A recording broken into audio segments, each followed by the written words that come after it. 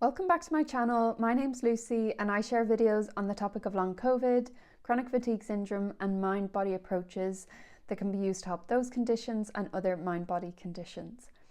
I also offer coaching to people who are interested in applying this approach to their recovery and want some support doing that. So today's video, I wanted to talk about how to increase your perceived control over your situation, feel more autonomous, and feel more safe as a result. And there's a few ideas that I have that you can think about doing yourself or applying in your day-to-day lives that might help with this area. And what I'm sharing is based on my own experience and based on reading about a mind-body approach. I'm not sharing medical or mental health advice. In last week's video, I talked about vicious cycles that can keep you stuck when you're using a mind-body approach to recover. These cycles happen really naturally. Sometimes it can be really hard to even notice that we're in a cycle or get out of a cycle. And the first two cycles that I mentioned were a lack of control or feeling like things are out of our control.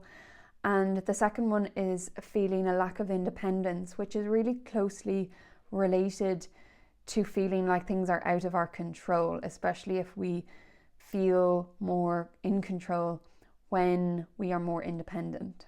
I wanted to make a video that gives some ideas of things that can help when you're stuck in these cycles, that help you feel more in control of your situation. This in turn can help a lot with how we feel psychologically and how we feel about recovery and how hopeful we feel about getting better. So it's very normal to feel like things are out of our control when we've had symptoms for a long period of time. Maybe you've tried many different things to get better and they haven't worked. Maybe you are not able to do the things you normally do that help you feel like you're able to take action in your situation. So it's natural to feel like things are not within your control.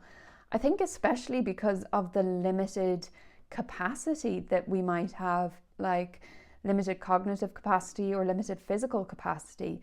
Normally when we take action to improve our situation, we need some energy to do that. And when we're not well, especially with chronic fatigue syndrome or long COVID, we can feel like we're not able to take action in the way that we want to. The first one is a strategy that can help with building self-efficacy. Self-efficacy is this idea that we believe in our own ability to change a situation and to attain a specific outcome that we want to attain. So, for instance, if our goal is to learn to ride a bike, we really believe that we will be able to learn to ride that bike. Self-efficacy in relation to recovery is really believing that we can recover, that our actions in helping ourselves to recover will be successful and we will get there. And one thing that really helps with this is starting to notice small things that you're doing that are helping your situation now, that you are in control of. The way that we can do this is by writing down 3 things that went well in our day and what we did to make that happen. 3 things that went well could be really small, like my friend phoned and I answered the phone and we had a chat for 5 or 10 minutes and it was nice to talk to her. It could be that a family member made me laugh today. And with all of these things, you can very quickly think, oh, but the other person did that. It wasn't me. I didn't have a role to play in that. So it's trying to find what your role was in that situation.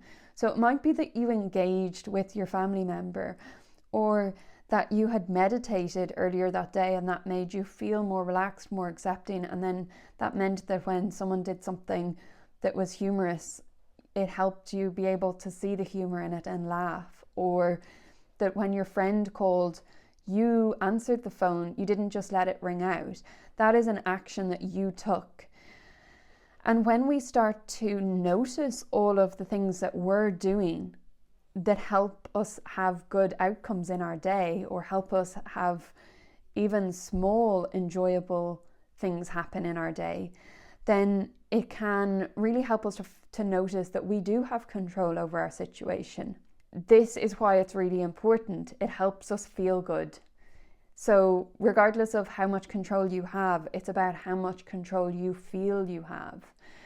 And even though you might know in reality, I don't have full control over my situation, that's never going to be possible anyway. No one has full control over what happens to them in life.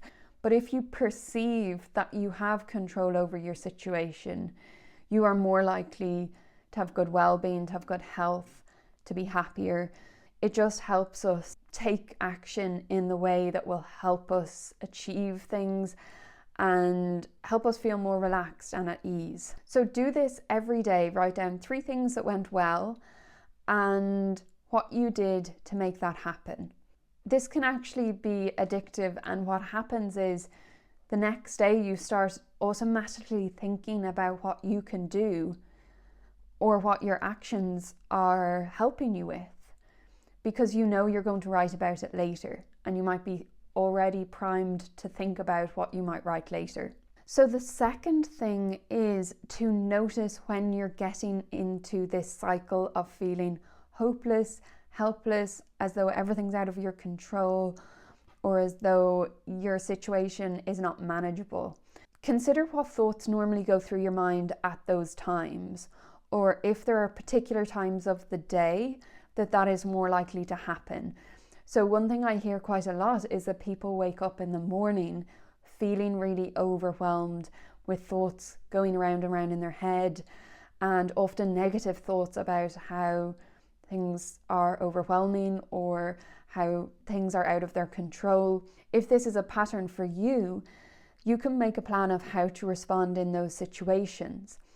Even if you're not sure when you're going to have these thoughts or when a trigger is going to come up that might make you feel like you're not in control of your situation, it can be helpful to have a plan of what you will do.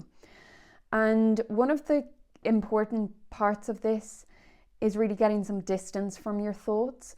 So when you have thoughts like, I'm never going to get better, or I'm stuck, I can't get out of this, I don't know what to do, it's taking a step back and noticing, are you believing all of those thoughts? And if you are believing them, how can you get some distance so that actually you recognize that this is just one part of you feeling hopeless or feeling like everything is out of your control? Or it might be that you notice that this is a pattern from the past, or this is a pattern that has started since being unwell, or that this is a response, a protective response to this situation and feeling as though things are really challenging. Maybe in some way it's protecting you by thinking about how you're stuck and it's not in your control, because it validates why you're not moving forward, that everything feels out of your control and that there's not anything you can do to help. It's natural to have these thoughts, and the main thing to do really is to get some distance and do something that will help. So it might be challenging those thoughts with what you are in control of. When you feel triggered in that way, thinking about, well, okay, I'm not in control of some of these things, but what can I do right now that helps me feel like I'm taking control of the situation, or like I'm taking a positive action to help me feel better or to respond well? This might also involve doing some mind-body tools that help you, like a somatic tracking exercise, like a meditation, or doing some journaling about what's the feeling that you might be experiencing behind this. So if you weren't feeling like things are out of your control, or like you're helpless, or like you're not sure what to do, or like you're stuck, what would be behind that? Is there any anger, resentment, frustration, sadness, loss that maybe you need to express and write about or process in some way? And of course, it can be helpful to do this with a therapist if those emotions are overwhelming or if it's related to past trauma. The third thing you can think about is safety as a concept, what it means to you. Document when in your life you felt safe. and content, connected, calm, creative, open, in a way that you are able to be open because you felt so safe. You could make a list of different times that you remember feeling like this in your life and detail how did you feel in your body, what images are you associating with those particular events, or what images come to mind when you remember those events. Think about how it made you feel in terms of your energy, how your body felt. And so think about some words, some images, some sights or smells that you know are associated to safety and memories of safety. And see if you can start going to these in day-to-day life. So for instance, if you're out and about, you're socializing with new people, or you're doing an activity you haven't done in a long time and you start to feel unsafe because maybe a symptom has started to rear its head, then what quick image can you go to, or sound can you imagine, or physical sensation can you imagine that helps you feel safe and go back to that feeling of safety? This exercise can be really beneficial when it's also combined with doing visualizations of those times. So doing a visualization every morning or once a day with those memories of when you felt safe, when you felt connected, when you felt good, and really bringing that memory to life again and noticing how it feels in your body. This can help with doing it in a day-to-day circumstance where maybe you're not able to lie down and do a visualization, but you might be out and about, but you're able to bring to mind some of that visualization that helps you calm your nervous system and feel safe. So the fourth thing that can help when you feel like you're really stuck, like everything is out of your control, is noticing how much you're able to accept the situation that you're in right now. Maybe not the situation as a whole, but your situation right now today. So can you be okay with the symptoms that are there? Can you be okay with some of the feelings that are there? And try to feel as though you can make the most of your day anyway, and you can start to feel accepting and choose to be accepting of where you are at right now. And this isn't easy to do, especially if there are lots of feelings of anger, resentment, or loss related to becoming unwell. If you can bring your awareness to how you can accept what you feel right now, it helps us to feel safe, because if we're not accepting of how we feel, it might be because there's a danger signal within our brain saying it's not okay to feel this way, it's not safe to feel this way. And often when we get stuck in one of these vicious cycles, it's perpetuated by fear rather than safety and acceptance. And sometimes just bringing acceptance into the situation as much as you can, or in whatever way you can help us feel safe and can help break that cycle. So you're breaking it from that fear end by reducing the fear with acceptance. This can be easier said than done, but also just having a bird's eye perspective on the situation or on this vicious cycle that you might be getting stuck in, of feeling like things are out of your control, or you're getting stuck in recovery and not moving forward. Noticing that getting stuck into that line of thinking or feeling those feelings is perpetuating being stuck. Sometimes even that can be enough to help us feel like this is not helping, and accepting this, accepting how I feel right now, being okay with the symptoms or the feelings that I have, is actually easier and more helpful in the long run.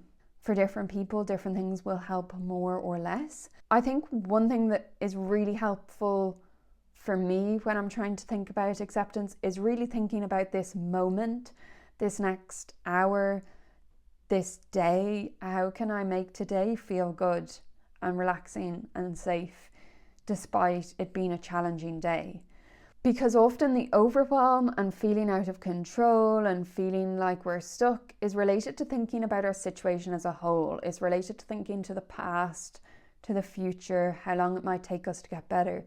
But if we just narrow our attention to right now, it can help us feel okay with what's going on right now and today.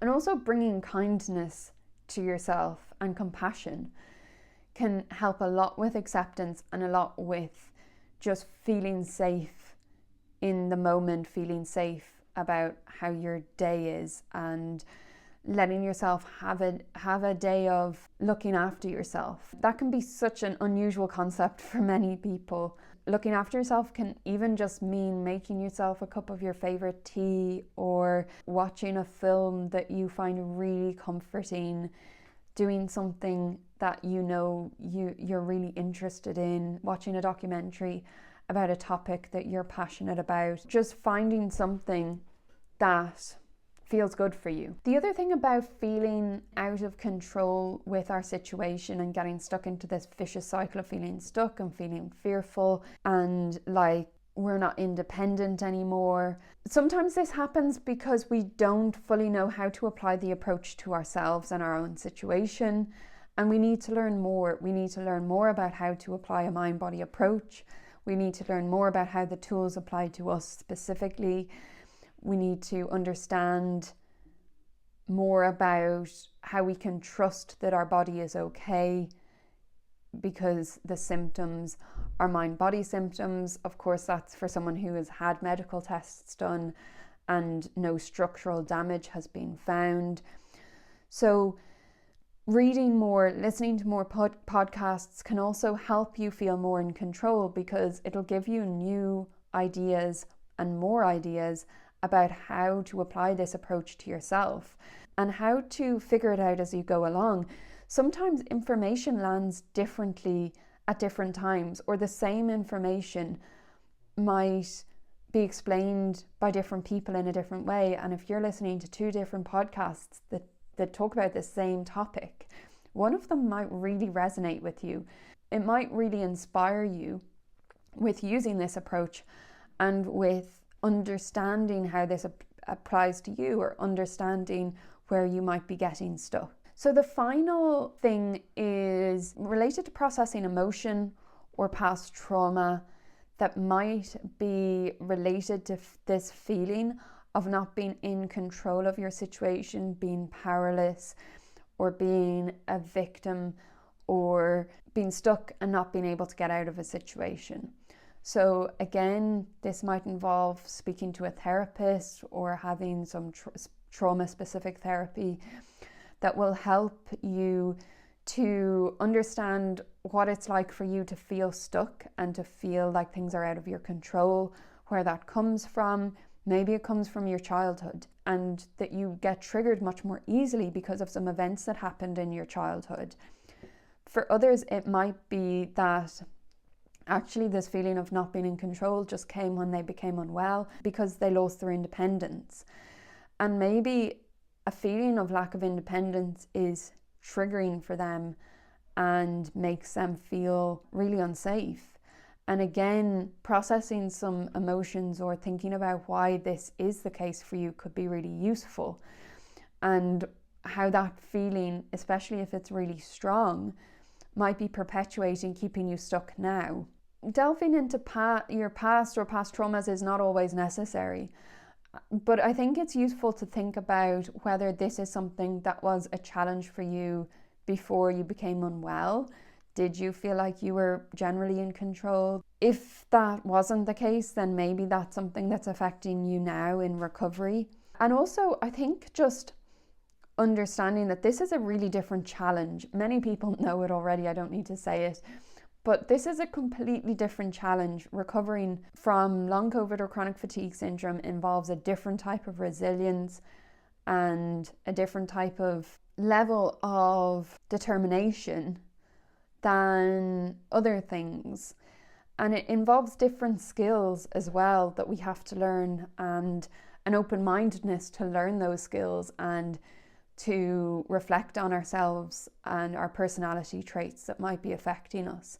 Sometimes because we're not used to doing this, it just feels like it's not in our control and like we're really stuck. But if we can look at it from the lens of, I can learn, even if it takes me time, I can learn how to get there bit by bit, then it can be really useful, because then you're just open to learning, even though you might not get it perfect straight away. You might not have all of the tools that help you straight away. With time, you can find the tools and apply them to your recovery in a way that will help, and that will help you get to a full recovery. Hopefully you found this video helpful. With everything that I share, you can take things or leave things, try things or not try things, depending on what you think will help you.